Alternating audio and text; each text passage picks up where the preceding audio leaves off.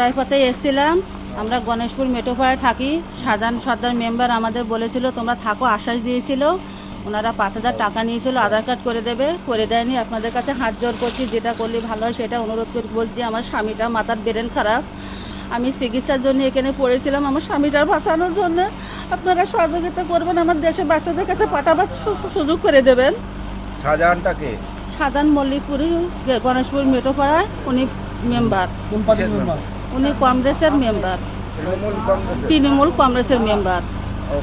আপনার কাছ থেকে টাকা নিয়ে হ্যাঁ, আমার কাছ থেকে 5,000 টাকা নিয়েছিল, আধার কার্ড করে দেবে বলেছিল।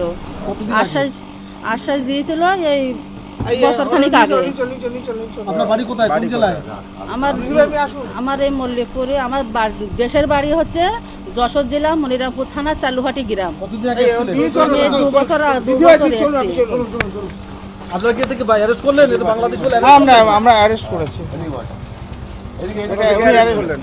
কোথা থেকে ওনাদের যেখানে ছিলেন সেখান থেকে অ্যারেস্ট করা হয়েছে। কি পেলেন কিভাবে এসছে? ওনারা বাংলাদেশ থেকে যে মানে চোরাই পথে যেভাবে আসুক ওনারা এসছে। ইন ডিটেল যা আছে আমরা সুপিরিয়রকে বলেছি। ফার্দার কিছু জানার জন্য আপনারা সুপিরিয়রের সাথে কথা বলবেন। আমাদের বারুইপুর জেলা পরিষদের সুপিরিয়র সাহেব আছেন, তাদের সাথে কথা বলবেন। জয়নগর আপডেট, সত্যের পাশে, খবরের আগে।